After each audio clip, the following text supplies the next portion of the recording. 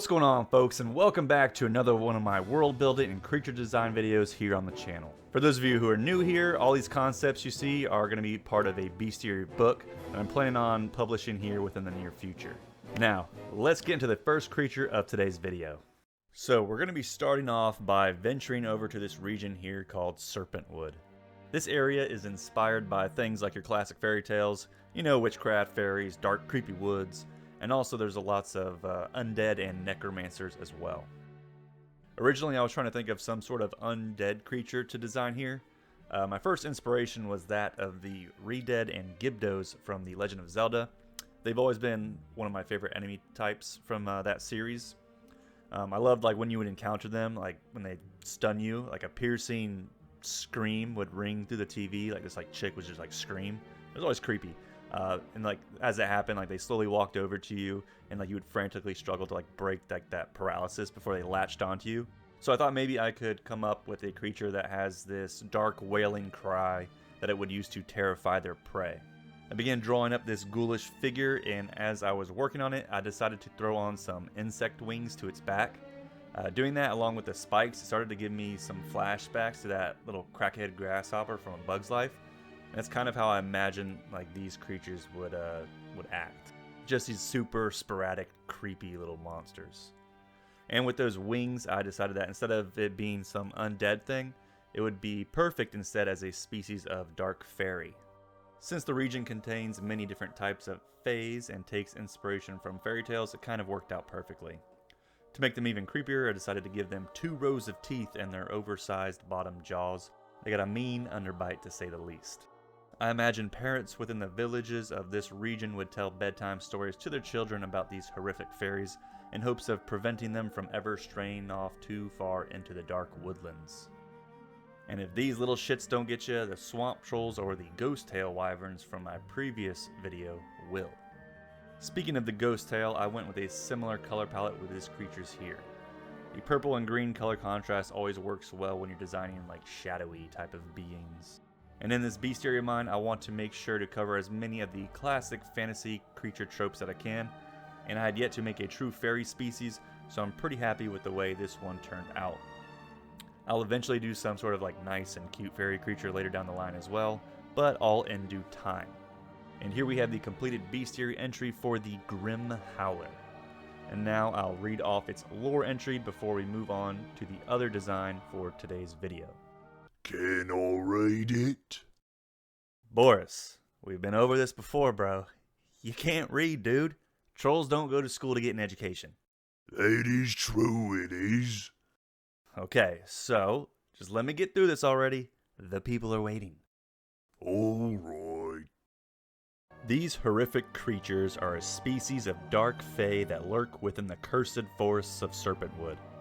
The Grimm Howler gets its name from its haunting, piercing cry that can terrify those who hear it, causing temporary failure of all motor functions.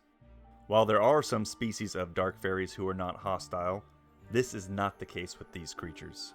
The Grimm Howler seems to have a preference for human hearts, as it is often common to find corpses with nothing more than a torn hole in its chest.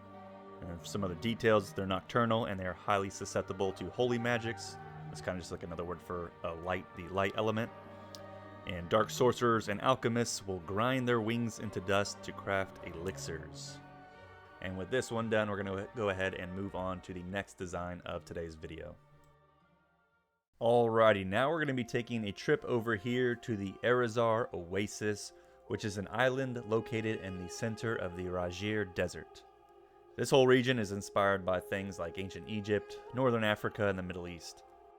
The capital city of the oasis is called Talimariad, also dubbed as the Garden of Knowledge. This great city is basically like the epicenter of knowledge in the world. It's where all the greatest minds gather to study, teach, and push the boundaries of magic and technology. There are great libraries and laboratories, and it welcomes those from all over the world to gather here, no matter the race or creed. To maintain the peace here when dealing with all these different beings, there's a code of conduct where if one breaks this code, they will be banished from the city or even put to death depending on the severity of the crime. Think of like John Wick with the rules of the Continental, where it's like a neutral ground here. Now, in order to uphold the peace of this utopian city, you're going to need some muscle, or in this case, some magic-infused machinery. That's where these golems come into play. They are the apex of engineering and fueled by pure magic known as arcana.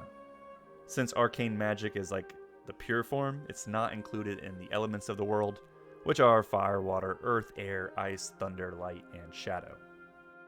These constructs serve as guardians in the oasis and are well equipped to deal with threats. There are two different versions of these golems, one type being armed with dual arcane powered blades, and the other type is armed with dual cannons so they can shoot asshole dragons out of the sky if need be.